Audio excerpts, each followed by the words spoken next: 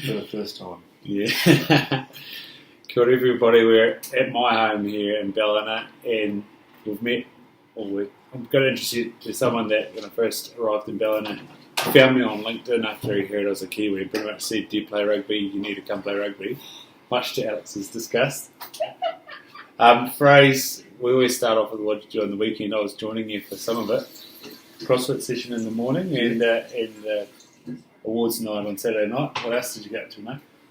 Saturday, well, after we went to the gym, we went and had breakfast. I tried breakfast here in Balanar at the new chef in Suka, which was very tasty.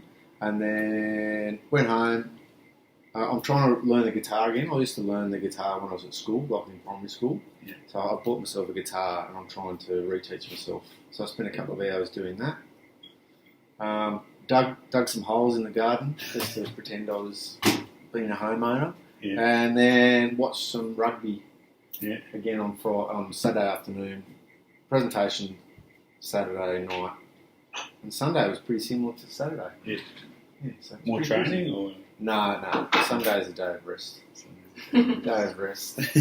No, Sunday was just a nice. Actually, you know, we went to the Byron Bay Sevens. Oh, in the afternoon. Yeah. Watched some rugby and then came home and got ready for the work.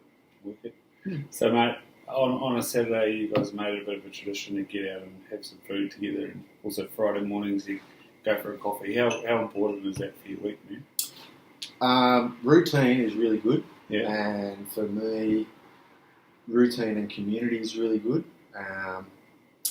As you've experienced with us, like I like to get people together. I love hanging out with people, and I think it's important when you've got people who have common interests to spend some time together. And it's funny outside of a gym environment just to sit down and talk about things that have got nothing to do with the gym. Yeah. So I really appreciate the Fridays and Saturday mornings is good. And again, I try not to. It shouldn't be exclusive. It should be inclusive. So the more the merrier. But as you know, there's not many people training at 5 a.m. on Friday mornings. No, it works for me because generally everyone in our household's asleep. But sometimes get home and people are awake. That's the morning routine sometimes. It's good. So, who is Andrew Fraser today? Fraser. The phrase. Mate, that's a really interesting question. I'm 43 at the moment. I've been a policeman for nearly 18, 19 years. So that's pretty much been the most formative part of my life. But before that, I was born and bred in Canberra. Went to school in Canberra. Was fortunate to play rugby at a rugby playing school. Until about 25, my life was pretty much playing rugby. And then I joined the police. And that's pretty much, I've got two chapters of my life. It's like school, rugby, wedged in there, and then the police. And now here I am, 43, married. We've got 3 children. I've got a daughter who's 19. She lives in Canberra. And obviously my 2 children that live here with us in Lancaster with my wife Matt now. So, And how do you manage having a 19-year-old? Something I've got to look forward to, I think. Well, it's a 19-year-old girl and she's beautiful, Charlotte. And it's not, Charlotte was born pretty much as I started my policing career. And it was hard because, the relationship with her mother didn't really work out. So we've had time apart.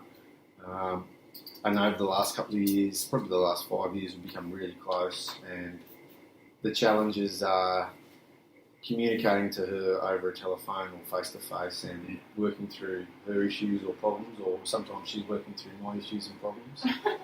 And, it's just nice to see your children become well-rounded and going into adulthood. And I guess for me, it's just nice to see that she's turned into a really beautiful young woman who's kicking goals in her life. She wanted to join the police. She's put that on hold at the moment, but it's just nice to see her turning into a fine young woman.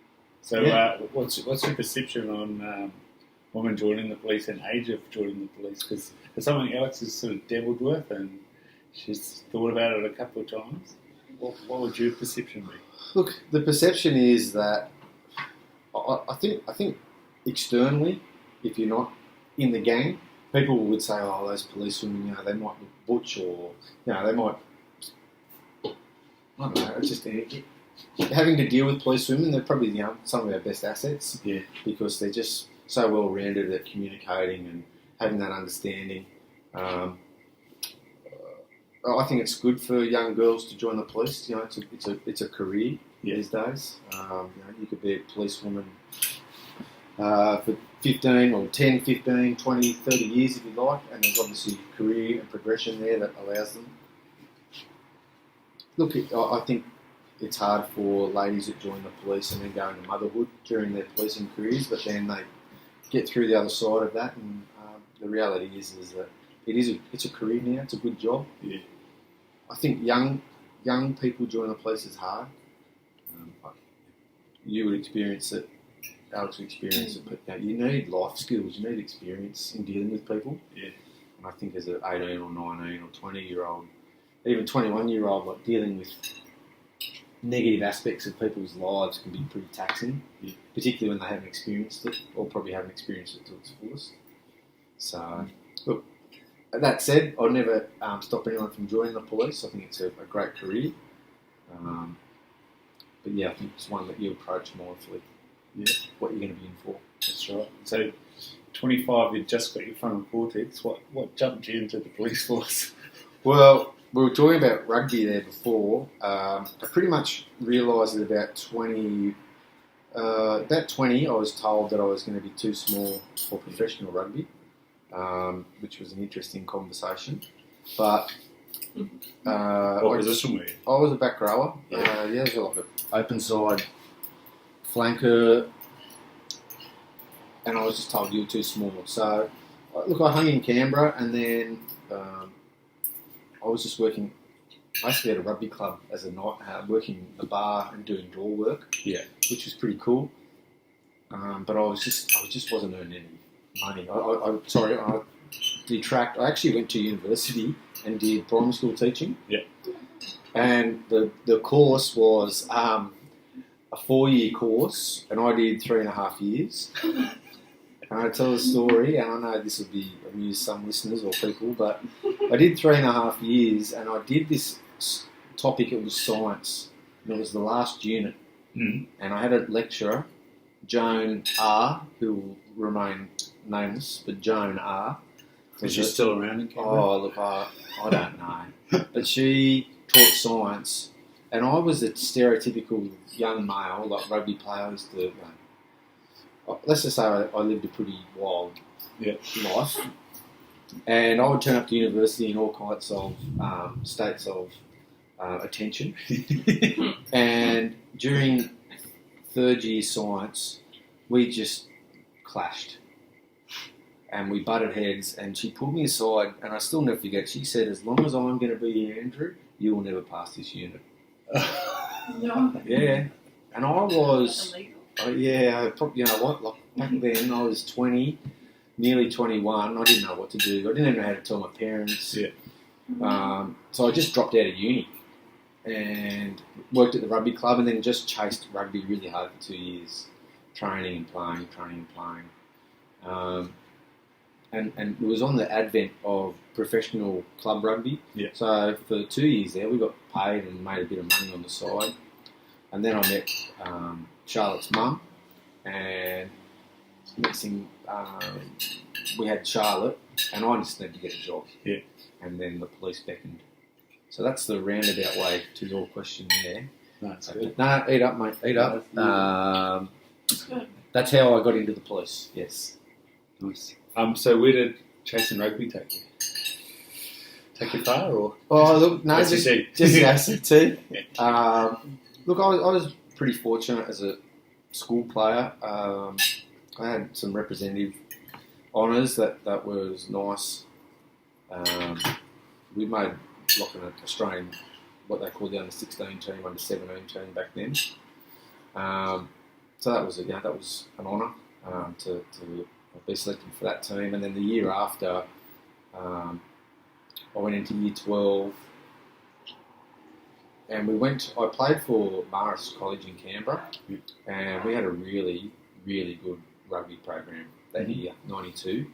Our team our first 15 went undefeated, and we won some pretty major awards. And as a result of that, we actually went to a World Schools tournament in Whakatane. Nice. Back in so my first experiences with rugby overseas was to take us to New Zealand. So that was interesting. We played against a school from Waipahu, and that's Carlos Spencer was playing. Yeah. And Carlos was in year 10, and we were all in year 11 and 12. And man, he was a guru. And I'll still never forget it because we played against Waipahu, and that season, as I said, we were actually undefeated, but we had a draw against Waipahu. Yeah. Waipahu went on, I think they might have made the final, and they lost. But that was the first time we met Carlos Spencer. And yeah, he got on famously with the Australians, so that was pretty interesting. There was a couple of other guys. I don't know if Jerry Collins was there. But anyway, that was my introduction. So then I came back, finished year 12, and then when I left school in year 12, actually went and did a gap year in England. Awesome. And I worked in a boarding school for 12 months in England, and so I was a dorm master.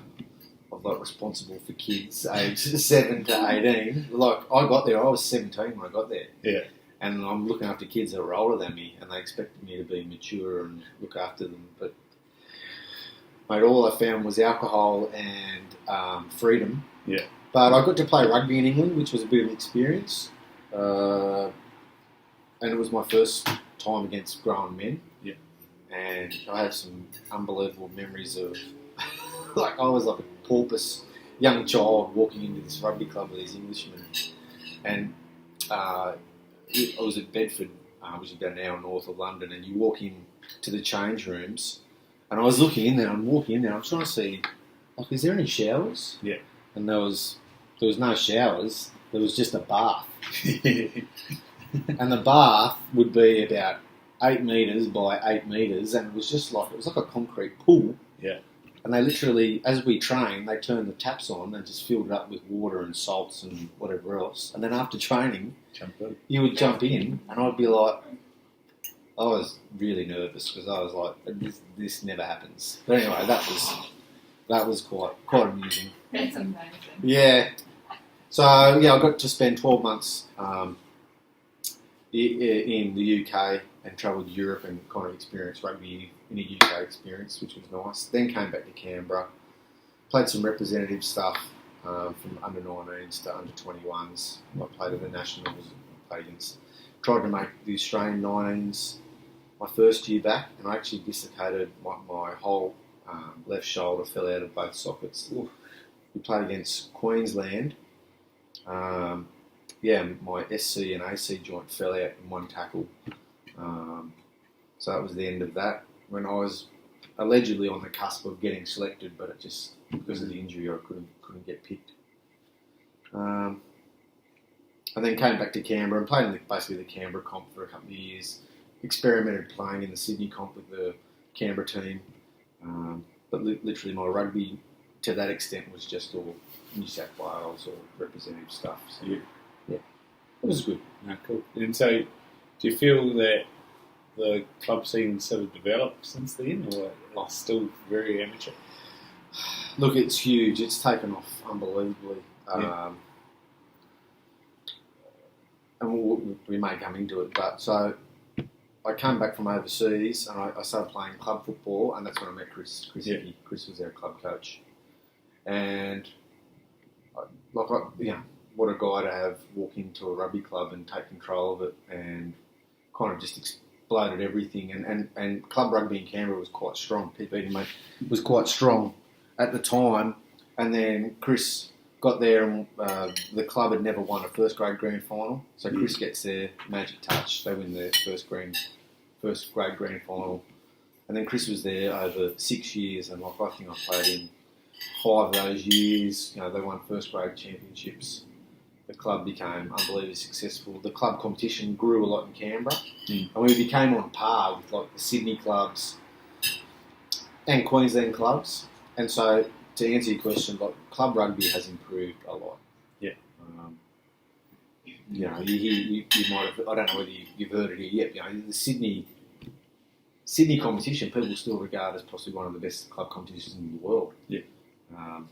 I watch it on TV and I've seen some games live, and there's kids that were playing up here that are down there now, and they're playing really well. Like it has matured a lot, but we still seem to be Australian rugby again. Just still seems behind the eight ball in regards to what happens back in New Zealand or even England for that matter. So.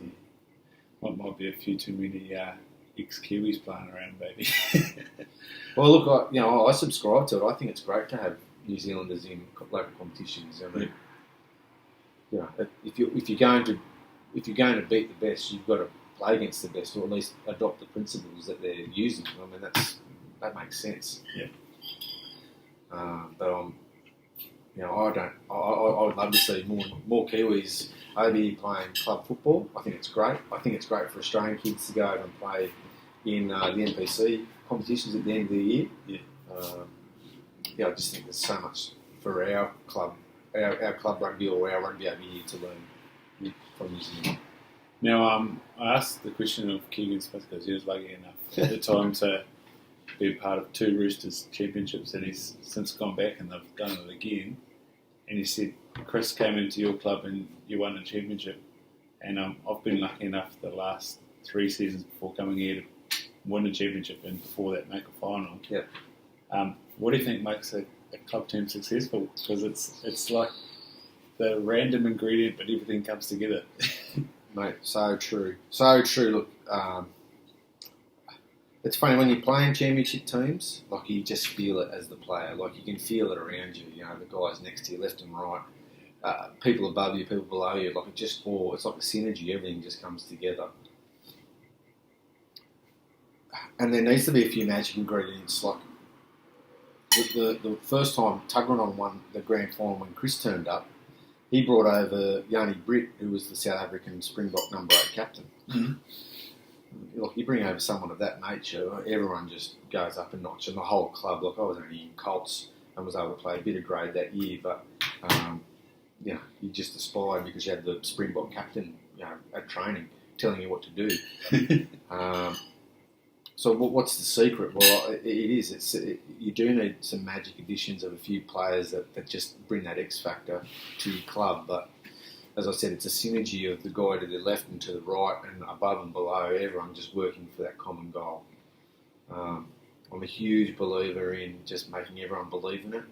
I'm a huge subscriber to hard work. Like it just doesn't. You can have all the magic in your hands, but then you've got to bring it together anyway, and that takes hard work. It takes time, and I think teams certainly teams or clubs that I've been involved with that have had a lot of success. It's just because of the hard work, and then it's just the hunger to keep going as well. It's like you win one, it's like how good was that? Can we do something better next year? Well, actually we can. And I think once you learn that, it's like a neural pathway. Once you learn how to get to the mark, you kind of realise, that's what it takes. That's how we get. That's how you get from A to B, and then you can go the next season and you can go, well, this is kind of where we've got to be at, and then you'll know what it takes to get to that final point there. So, look, what does it take? There's a number of ingredients, but hard work, a sprinkling of ex-players, but just everyone committed to the cause as well makes a big difference. Yeah, on reflection, I've sort of had a thought, and it's from talking to you, you bring a lot of passion to things and a lot of belief, and then I think back to those clubs that have been successful, and we've always had that one or two people who might not necessarily be playing but are still passionate and involved, and they bring belief and the knowledge that it can be done, and also sort of drag up everybody else. Hang on a moment, this person is not even involved, and they're bringing the passion and the belief. I think I read interesting books. I read Alex Ferguson's book earlier this year. So he's got 2 autobiographies, and I read a second one earlier this year, and I forget the name. It might be Rise. I can't remember, but Alex Ferguson talks about, when he's employed people, he's made sure that the guy who's cleaning the boots is just as passionate as he is. Yeah. Because everyone's got an important role to play in getting everyone across the line. Like you said, it's just a huge belief of people.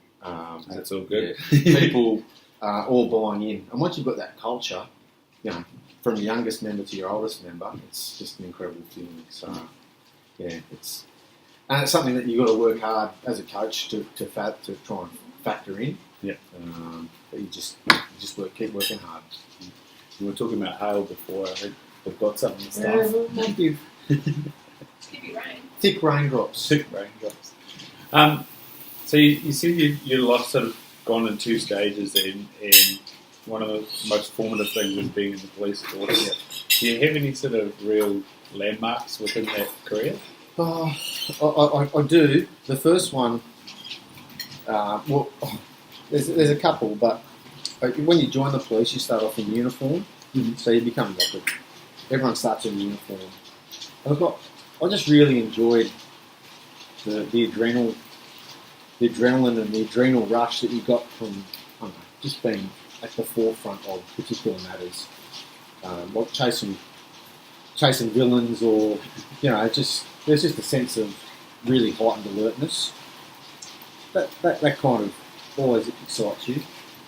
And then I went into plain clothes pretty quickly in my career. I was quite fortunate, and one of those was just my desire to investigate things. I was fortunate then to become like a detective relatively junior in my career. Like after about 4 years of my service, I became a detective. So that was pretty landmark in that regard. And then two of the biggest breaks I got was I met my wife, and we decided she was in the police at the time, and we decided to leave Sydney and move out to the bush. We went out to a place called Inverell, and I worked on some cases there that kind of really changed a lot of my belief. And one was a historical matter where some boys had indicated that they'd been offended against by a person like nearly 20 years ago, 30 years ago.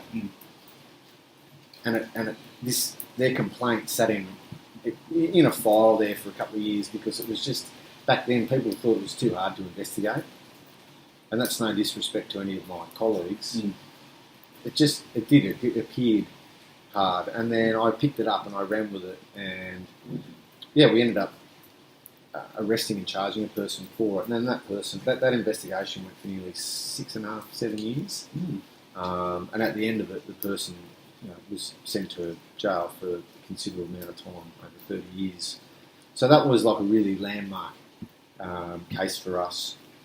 And the funny thing with Rye was that people kept saying all along, well, you won't get it. Yeah.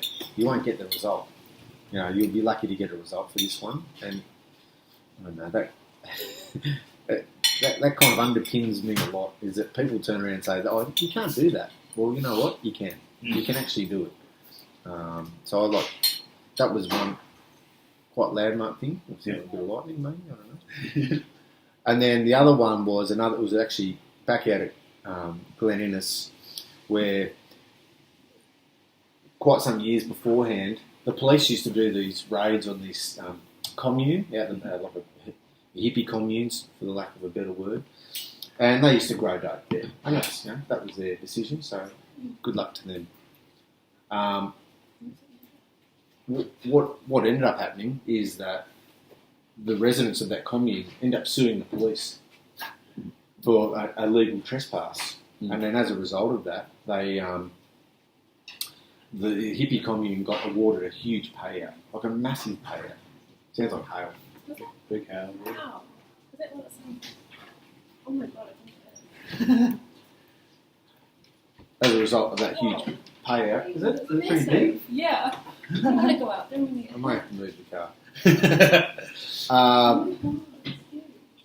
Wow. So they had the payout, and then the cops left that hippie commune alone. Pause? You're all right, excuse me. We'll come back to it. change scenery. We're back on the couch. First time hailstorm interruption. That's life on the North Coast. So you get sued by some hippies. So yeah, basically the hippies sued the police. Yeah. And they got a huge payout. And then for about 15 years, the cops never went near them. Yeah. And they were just allowed to do whatever they want. And so I found out about this case and I was like, man, this doesn't sound right. So we actually did an investigation to target what was going on in this commune. Again, surprise, surprise, they were growing and selling drugs. And the investigation actually infiltrated it, and the cops, we came back and lawfully did an investigation, went back on there and just seized a lot of drugs. And again, it was another one of those cases of like, guess what? You get told you can't do it. Well, yeah, actually you can if you start looking at things in different light or doing things in another way that things can be done. And so we talked about two landmark things in the police. Those two things kind of just springboarded me onto just the belief that things can be done. I'm a huge believer that if someone comes to the police to report something, you've got to listen to it and take it on face value. And ultimately, unfortunately, this person's telling you something that's happened to them. We believe it. We go and investigate it, and we figure out whether the seekers of the truth, to see whether it is true or not. But for me, those two kind of investigations out west really created a mindset for me to know that things can be done. And I love the challenge of being told, no, you can't do that. And that's kind of spurred me on ever since. Yeah, and coming from New Zealand to this area, we sort of heard about Nimbin and that then they've sort of been shut down, and then worse drugs have sort of come in. What's this sort of deal about taking out a lead? And does it create more problems sometimes? Well, it's the funny thing with drugs, I guess, is it's a supply and demand market. Yeah. So Australia notionally is known as one of the highest recreational drug users countries in the world. Therefore, we've got a demand for it here, and therefore we need suppliers. So you cut the head off one beast and remove it, someone will want to inevitably move over. We live in an age now where there are heavier drugs or synthetic-based drugs. The effect of them are, they're well publicised. People see that, and their dangers. And again, in that consumer market, there's a need for it. There's a demand for it. So, I can't comment whether it's ever going to go away or not, but I can certainly tell you that there's continued efforts by the police to police it. It just doesn't go away once we cut the head off one beast. You just got to keep maintaining the rage and investigating things, and obviously taking these people on at their own game. And so when you speak about marijuana, and obviously there's a lot of chat in Australia about legalising it, has that sort of changed the historical cases at all, or no? Oh, look, I don't think so. It's funny you say that. There was legislation many years ago where there were people who were convicted for homosexual offences. This is quite some time ago, and I think that those offences were obviously removed, and there was questions about whether those persons' convictions could be quashed. I don't know the extent of it off the top of my head, but I think with drug convictions is that they probably will remain. That's exactly right. Time is evolving, and obviously in New South Wales it's still legal to use cannabis, and that's the stance that remains here. So we police it accordingly. Mate, you're pretty passionate. You said you've just finished off Alex Ferguson's book. What sort of daily practices do you try and implement? You said about keeping a good schedule. Yeah, look, I do. I love reading. I've got a vast library, and I'm proud of the books that I read. But basically, my schedule comes back to I get up about 4 o'clock in the morning, and then make my way into the gym. And then on the way to the gym, I'm a huge believer. I'll just kind of regulate myself with breathing. I've got into the habit of journaling, so I'll get to the gym now and just do my daily gratitudes for the day in a journal, which is it's nice because it's just so quiet. And then I'll get into the gym about 4:30, and I just like to stretch for half an hour. I'm the world's most inflexible human. I'm like a house brick. But I really enjoy that half hour of solace of just sitting there. You know, you guys will come in and we can talk, but I just love the ability of lengthening and kind of breathing at the same time.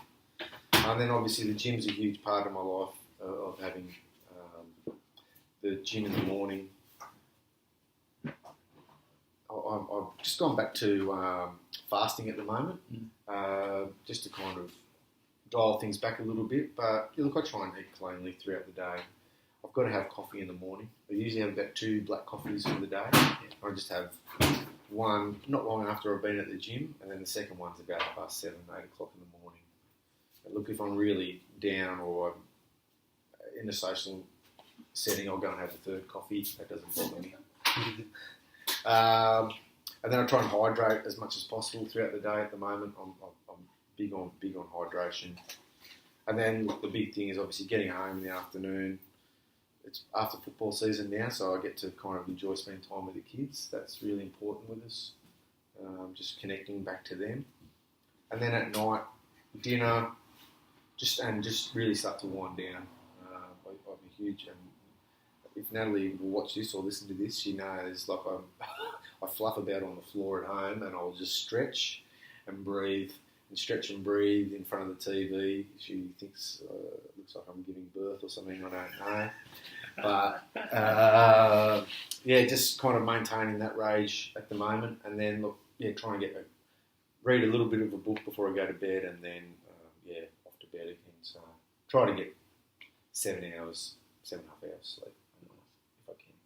Before you leave, I'll have to get you to lie on that bit of nails there. Oh yeah, we can try that out. Shakti mat. Yeah, I'll try that out. It might not relax you to begin with. But I'm always interested about new practices, and I was been thinking about this today, particularly talking to you tonight. But life goes around. If someone was always giving out dollar coins, I'm always there trying to pick them up because they're valuable. And then vice versa. Like if someone asks for some information, or if I feel it's worthy, I'll flick them a dollar coin. There's so much out there these days. There's just we're just in a realm where we get to learn and pick up so much from so many different mediums and media. And I'll digress a little bit, but we watched the movie Sully the other night, the pilot, and I got up this morning and was just stretching, and my young bloke Felix gets up and he's turning on and he's watching Sully this morning and just wanted to watch the end of the movie. And there's a real telling part there at the end of the movie where they tell him, like everyone survived, and that's all he wanted was, his whole focus was just to land that plane and make sure everyone was safe. What I'm getting to is that I actually then found a podcast of Sully's with Forbes magazine, and so I listened to that today. And he talks like we don't get to see the pilots when we're up the back of the plane, but you hear them and you hear his demeanour, and then just to hear him speak and how assuring he sounded.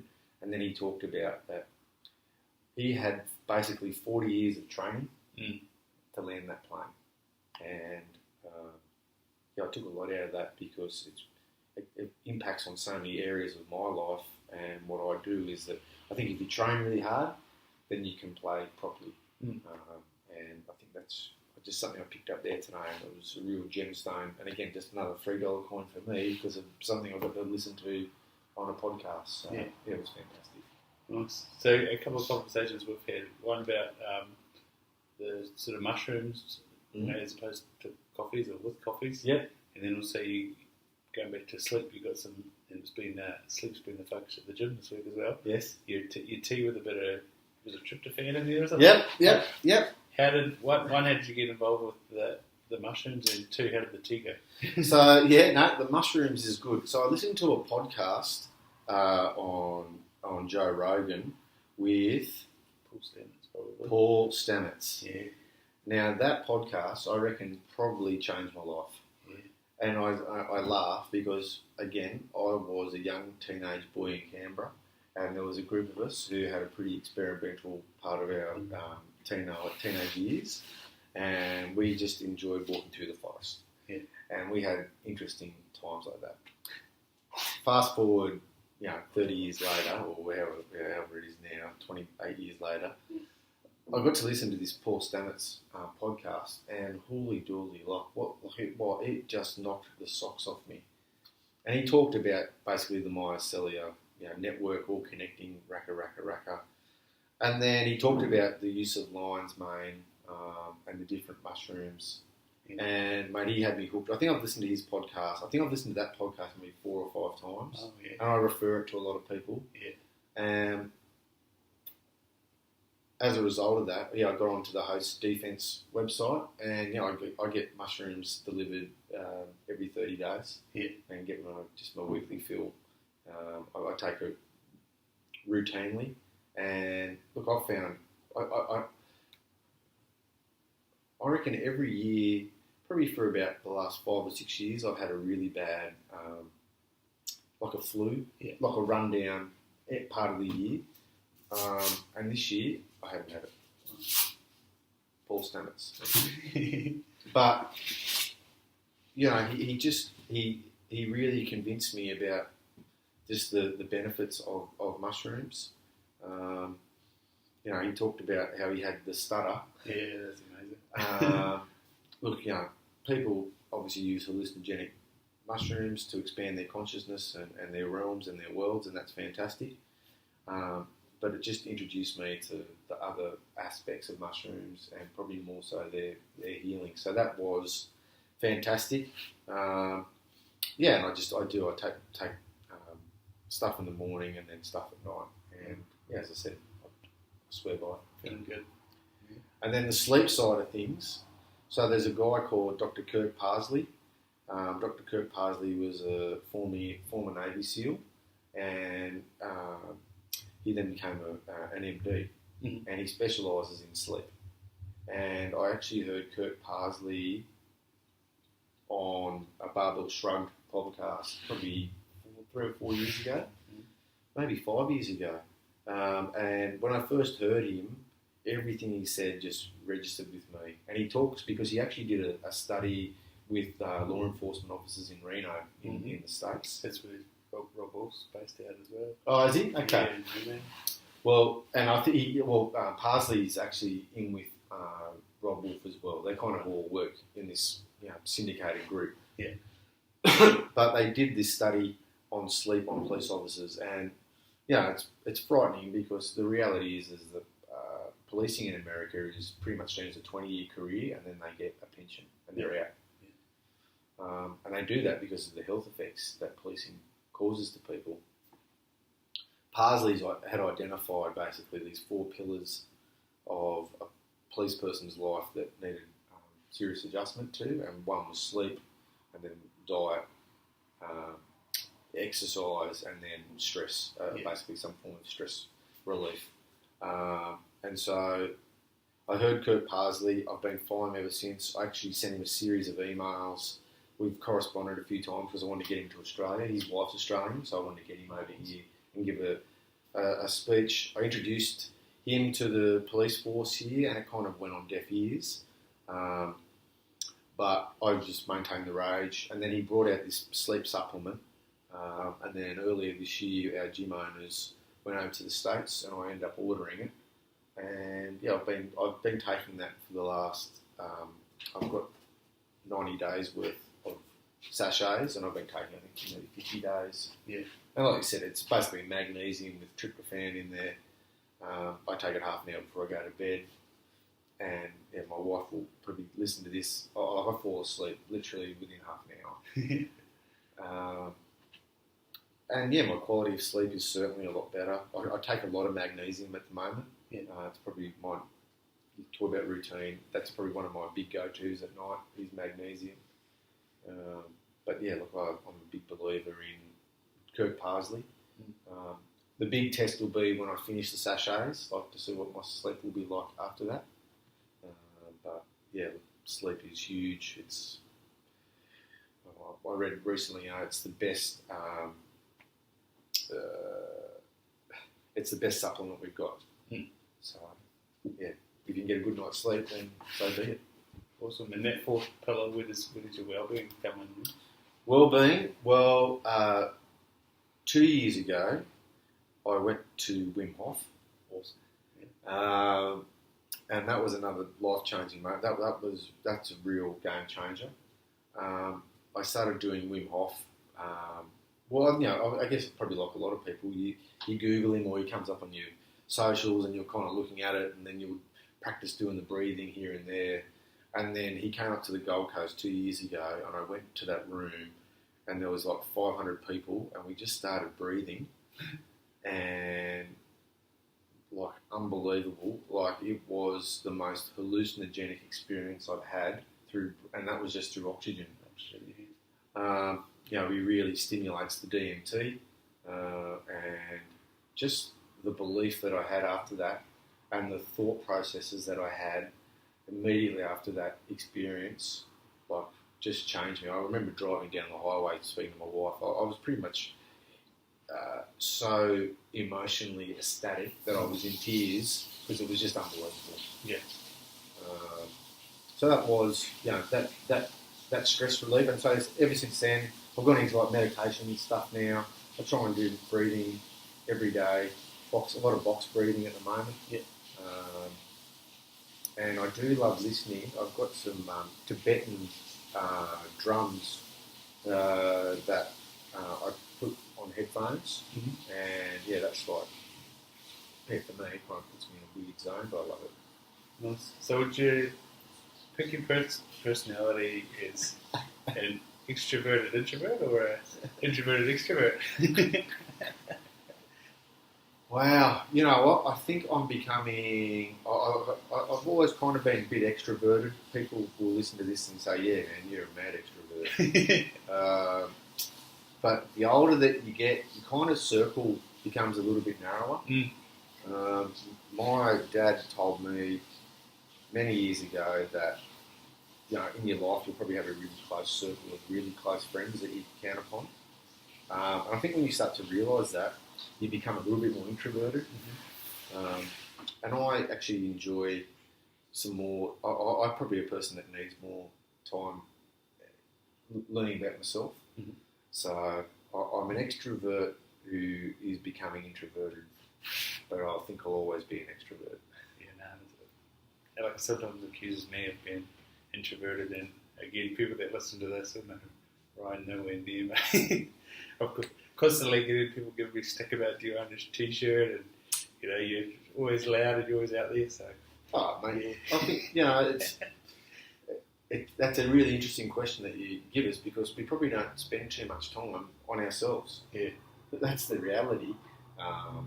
But I think when you start to do meditation or just particularly journaling has been really interesting. That's been really, really powerful. Because it just makes you appreciate or see what you've got, and makes you value what you do have. So that's been an interesting experience. So I think that introverts you a lot more. Yeah. So do you have a structure for what you write? No, look, I brought my book along, and I'll roll out a quote at the end there. But Mark Devine talks about writing your passions and your purposes down. What I've just been concentrating on is the things that I've been grateful for. Yeah. And generally the same things run through every morning, which would be interesting after doing it for a month. It's pretty similar themes every day. But then when Divine talks about writing about your passion and your purpose, I'm sure that would kind of grow a little bit more. But no, look, I really enjoy touching that part of myself that I don't really consider too often. And it's a nice way to start the day.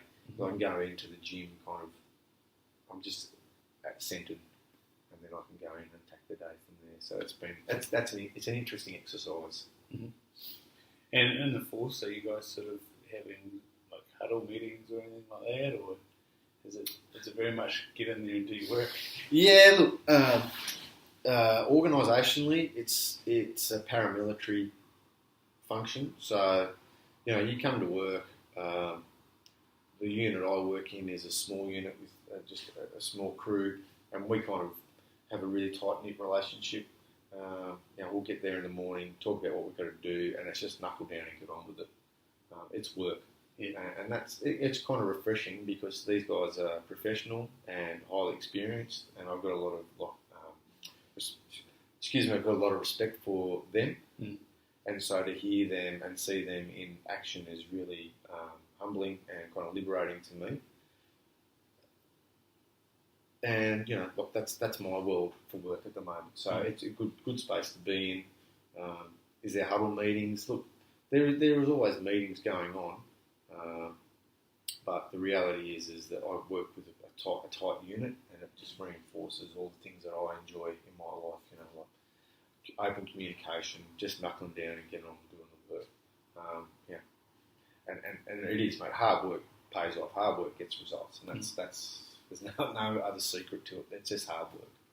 Nice. And so, do you think your life's got quite a good theme to it? Good. Yeah, look, I am.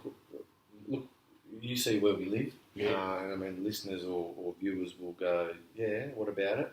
Look, I've been around the world. I've been fortunate to go to different countries and many spaces and places. I mean, nothing beats this coastline up here. It's pretty amazing. And I liken it, and Chris Hickey, who's a huge influence in my life, he's been around the world, and he says, you get off the plane here at Balanar, you get off on those back stairs, and it just, the tension just drops off because you're just up here. Nice. And being up here puts us in that good space. I love it. And work-wise, I've got good balances going on with my life at the moment. As I said, I'll be 44 next year. Always pushing the boundaries, always trying to see what's possible and define impossible. So, look, I'm lucky at the moment, and I'll just keep forging on, hopefully. And so, with that, you're going to do SEAL Fit, which Sam Stewart did, and I think he had a 2-day medical recovery pretty much afterwards. What's your sort of mindset now, and obviously having a goal to train with? How's it all going? Look, it's not till July next year, so it kind of it's out in front, which is good because it just sits in my mind a lot. I read Mark Devine. I've read his book like nearly 4 times. So that's been invigorating. I'll start training properly for it probably in the new year. But it's really good just to work towards something because, it's going to be really physically and mentally really hard. I'll have my challenges, but a slogan that I use for a lot of people at the gym and for in life in general, as I said, look, just stay in your lane. That's the only lane you can worry about. I can't worry about what that person's doing. I can't worry about what that person's doing. I can only worry about what I can do. So I've got it in my mind. I know what I've got to do. I've done some of the volume of training just to get a sample of it. But it's exciting me, and it'll just be part of the juggling act for next year of getting that volume in, juggling all the other things in my life, and then come July, executing it. And I think. Again, I like doing things that people say, you can't do that. And so I think, I don't know if you were at coffee the other day, but people have said, people have already cast their doubts. Yeah. And for me, that's just like, keep it coming. That's cool. And you mentioned staying in your lane at the gym. I think that's something to the credit of CrossFit Balanar. It's amazing that no matter how you're feeling on any day, you can do your work, and the coaches do a really good job of supporting you in your work. And then as a crew, it's really awesome. Look, again, I've been fortunate to travel and train in a lot of gyms like across the world. I'm an unabashed fan of what Aaron and Lindsay have brought to Balanar, and it is a special place because they actually can make people empowered, and it doesn't matter what level you're at. Yeah. And that's the beauty of what, and it's not just CrossFit, but obviously that fitness movement these days is there is a niche for everyone. Yeah. But at Balanar at the moment, they just seem to tick the boxes for people and make them feel that, like you said, it doesn't matter what level you're at, you'll get your hour, you get real bang for your hour there. Yeah. That's the magic of the place. So, I'm glad that you get to experience it. And that's what I do love. Like, as I said, that's a dollar coin. Look, we met and I said, look, I've got a gym, you can come and train at, and it kind of grew from there. And I know it's nice meeting like-minded people or people that you can see that would benefit from coming and being there. So, it's a special place to me. Nice. And mate, you're on Instagram, but you're a private account. Is there anywhere that people find Fraser? Or? Look, I do have a web page, a website called bloodyhardwork.com.au. You can find me on there. Look, my Instagram handle is ACT Fraser. I'm also a big believer in if you want to find me, you'll find me. But look, I am on LinkedIn, just under Andrew Fraser. If people want to get in touch with us, by all means, I have done external work through that Bloody Hard Work site that I've enjoyed doing. I do work for Are You OK as well in the mental health space as their community ambassador up here. So, look, if people want to find me, they can come through you, obviously. But look, ultimately, Instagram, my handle, it is blocked, I think, is it? Or is it locked down, private? Yeah. I might have to fix that if people get on board here. I might rise a few followers. But, social media is nice in that regards. I'm trying to scale myself back a little bit, and I'm actually a big fan of Twitter. Yeah. I think I'm on Bloody Hard Work is my handle there. Yeah. But I love Twitter because it's more engaging, and I like the fact that you can access news quickly through there. Facebook has been good for certain reasons, but I'll just get rid of it. Yeah. And Instagram's obviously a pictorial that allows people insights. Yeah. But through the website, or as I said, if you need to find me, just New South Wales Police and ask for Andrew Fraser. They'll put you through. So you said, Are You OK? I was right in the corner. Yep. What's the big focus for Are You OK? It's suicide prevention, right? Yeah. It's a suicide prevention group. It just raises. It's basically a social awareness campaign where we get into community groups, out into the community to, basically say that a conversation can change a life.